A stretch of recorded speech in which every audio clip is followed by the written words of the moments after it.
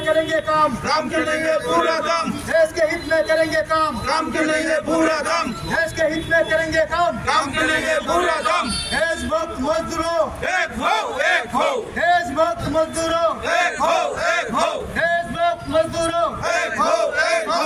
वंदे मातरम वंदे मातरम, वंदे मातरम वंदे मातरम। भारत माता की जय, भारत माता की जय, भारत माता की जय। बीएमएस अमर रहे, बीएमएस अमर रहे, बीएमएस अमर रहे। আমাদের উপরে যেই পার্লামেন্টের যেই প্রস্তাবিত বিল প্রয়োগ করতে যাচ্ছেন এই বিলের যে প্রয়োগটা হবে সেইটা আমাদের যারা আমরা শ্রমিক ট্রান্সপোর্টে এবং পরিবহন দপ্তরে যারা আছি আমাদের রুটি রুজি এবং আমাদের ফ্যামিলি এবং আমাদের একটা জীবন নিয়ে খেলা হবে। তাই এই প্রতিবাদে আমরা সামিল হয়েছি। সেই প্রতিবাদে বলা হয়েছে বাস্তবিত যে প্রস্তাব বিল গ্রহণ করতে যাচ্ছেন পার্লামেন্ট, ওই পার্লামেন্টের প্রস্তাবে লেখা আছে যারা দুর্ঘটনাগ্রস্ত করবেন চালকরা তাদের 5 লক্ষ টাকা জরিমানা হবে, 10 বছরের জেল হবে। তার প্রতিবাদে আমরা আজকে এই সিপাহীজলা জেলা ভারতীয় মজদুর সংঘের পক্ষ থেকে আমরা এক বিক্ষোভ আয়োজন করেছি। আমরা বার্তা দিতে চাই ভারতীয় মজদুর সংঘ যেন ওই প্রস্তাব যেন গ্রহণ করা না হয়, তার প্রতিবাদে আমরা আজকে এই মিলিত হয়েছি। তো আমি আশা রাখবো রাজ্য সরকারের যিনি ট্রান্সপোর্টের দায়িত্বে আছেন ওনার কাছে যেন আমাদের এই দাবি যেন প্রত্যাহার করা হয় এবং সে আইন যেন প্রত্যাহারের দাবিতে আমরা যে মিলিত হয়েছি। নয়তো আমাদের এই দাবি যদি প্রত্যাহার না করা হয় আমরা আগামী দিনে এই ত্রিপুরা রাজ্যে বৃহত্তর আন্দোলনে যেতে প্রস্তুত দিব। তাই আমি যারা এখন বর্তমানে রাষ্ট্রীয়বাদী দলের আমরা সমর্থিত একটা রাষ্ট্রীয় দল চলছে ত্রিপুরা রাজ্যে, তার বিরোধিতা নয়, তার সহমতে আমরা চলছি। এই রাজ্যে যেন আমাদের দৃষ্টি আকর্ষণ করেন এই রাজ্য সরকার এবং তথা যারা আমরা এই সমস্তলে কাজ করছি তার প্রতিবাদে যেন ওই বিল প্রস্তাব প্রত্যাহার করা হয়।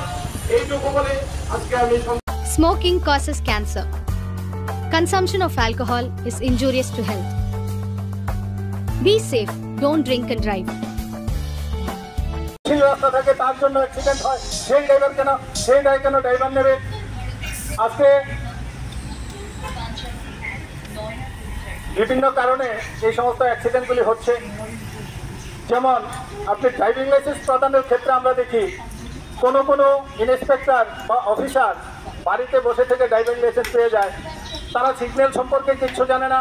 আপনি কোন জায়গাতে ডান দিকে মোড় নিতে হবে, কোন জায়গাতে বাঁ দিকে মোড় নিতে হবে, কোন জায়গাতে ওভারটেক করতে পারবেন, কোন জায়গাতে ওভারটেক করতে পারবেন না, এই সমস্ত বিষয় সম্পর্কে বাইক চালক থেকে শুরু করে অটো চালক থেকে শুরু করে 4 চাকা চালক অনেকের সেই জ্ঞান থাকে না। কেননা বাড়িতে বসে বেশি টাকা দিয়ে তারা লাইসেন্স পেয়ে যায়। এই ব্যবস্থাগুলিকে বন্ধ করতে হবে না? এই ব্যবস্থাগুলিকে বন্ধ না করে শুধু ড্রাইভারদের উপর তাদের সচেতনতার উপর একটা দৃষ্টিভঙ্গি রেখে এইভাবে একটা আইন তৈরি করা যায় না। আজকে আপনারা যারা ছোট গাড়ি চালান বা ছোট মাল গাড়িগুলি চালান আপনাদের নিত্য নৈমিত্তিক একটা সমস্যা। বিশ্রামগঞ্জ পিএস থেকে শুরু করে রাস্তার মাথা থেকে শুরু করে যে নাকা পয়েন্টগুলি আছে প্রত্যেকটি নাকা পয়েন্ট দিয়ে যখন আপনার মাল গাড়িগুলি ছোট গাড়িগুলি বেরোয় এটার মধ্যে ওভারলোড থাক আন্ডারলোড থাক তাকে থামিয়ে তা থেকে জরিমানা আদায় করা হয়। দাদা ওভারলোড হলে আমাদের কি সমস্যা? দাদা ওভারলোড হলে আমার কি সমস্যা আছে?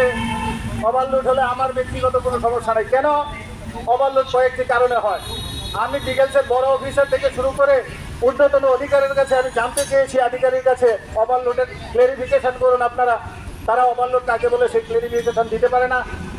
ওভারলোড কেন হয়? আমার চিন্তা ভাবনায় দুটি। আপনি যদি অতিরিক্ত হাইট বহন করেন তাহলে আপনার ওভারলোড হবে, যদি আপনি গাড়ির ক্যাপাসিটির বেশি ওজন বহন করেন তাহলে আপনার ওভারলোড হবে। এতে আমাদের কি ক্ষতি, আমাদের কি সমস্যা? আমি একটা পথচারী হিসাবে আমার এই সমস্যা, কারণ গভর্নমেন্ট তাকে যে ফাইন করেন বা আইনগুলি করেছেন সাধারণ মানুষের বাঁচার জন্য করেছেন, সাধারণ মানুষের কথা চিন্তা করে করেছেন। যদি একটা গাড়ি তার ক্ষমতার চেয়ে বেশি মাল ওজনে পরিবহন করে তাহলে গাড়ির চাকা রাস্তা দিয়ে যাওয়ার সময় থাকতে পারে, সেই চাকাবাটার সময় যদি এখানে একজন পথচারী থাকে তার মৃত্যু হতে পারে, তাহলে আপনি গাড়ির যে ক্ষমতা আছে তার বেশি আপনি মাল পরিবহন করতে পারবেন না। এটা বাস্তব সত্য। যখন আপনি গাড়ির বডির উপর দিয়ে মাল নেবেন, পথচারী রাস্তা দিয়ে চলে, শুধু গাড়িটাই রাস্তা দিয়ে চলে না, পথচারী চলে, অন্য গাড়ি চলে, বাইক যাত্রীরা চলে। যদি উপর থেকে একটি বস্তা ছিঁড়ে একটি বাইকের মাথায় পড়ে বা কোনো একটি যাত্রীর মাথায় পড়ে, সেই যাত্রীর তৎক্ষণাৎ মৃত্যু ঘটবে। এই কারণে এটা অবৈধ। কিন্তু আমরা দেখছি একটি গাড়িকে 500 টাকা ফাইন ধরিয়ে যেই অবস্থায় আছে সেই অবস্থায় ছেড়ে দেওয়া হচ্ছে। আপনি ধরে নিন 500 টাকা ফাইন আপনি দিলেন, দিয়ে গাড়িতে উঠলেন, গাড়ি স্টার্ট দিলেন, বস্তা একটি ছিঁড়ে একজন বাইকার মাথায় পড়ে বাইকার মারা গেল। এই দায়িত্ব কে নেবে দাদা? এই দায়িত্ব তো নেওয়ার লোককে আপনি তো ফাইন দিয়েছেন, আপনি বৈধ, পুলিশের কাজ করেছে, আপনার থেকে ফাইন নিয়েছে, কিন্তু দায় কে নিবে? ওভারলোডের তো সমাধান হলো না। ওভারলোড যাতে আমরা না নেই সেই বিষয়টাই আমরা চিন্তা করতে হবে। কারণ আপনারা জানেন, ছোট গাড়ি যারা যখন মাল নেন আপনারা 500 টাকা ফাইনের জন্য অ্যাডভান্স নিয়ে নেন মালিক থেকে। এটা না করে আমরা যদি একটা গাড়ির মাল দুটা গাড়িতে পরিবহন করি এবং ওভার ফাইনটা পুলিশকে না দেয়, তাহলে আমাদের শ্রমিকরা প্রত্যেকটা গাড়ি থাকবে, কোনো গাড়ি সিটের জন্য অভাব হবে না। এতে করে আমাদেরই সুবিধা হবে, অন্যর কোনো অসুবিধা হবে না এবং আমাদের ফাইন দিতে হবে না। এই বিষয়গুলি দাদা আপনারা ভাবতে হবে।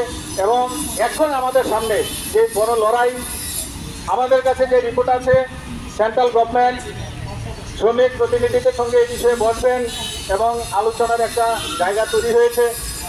সেটা ভালো। যদি আলোচনার মাধ্যমে এই সমস্যার সমাধান হয় আমরা তাতে বিশ্বাসী। বিএমএস কখনো প্রতিবাদে বিশ্বাসী না, আন্দোলনে বিশ্বাসী না। বিএমএস কখনো ভাঙচুর, পথ অবরোধ, রাস্তা অবরোধ, গাড়ি স্ট্রাইক এই সমস্ত বিএমএস বিশ্বাস করে না। বিএমএস বিশ্বাস করে আলোচনার মাধ্যমে যে কোনো সমস্যার সমাধান হবে।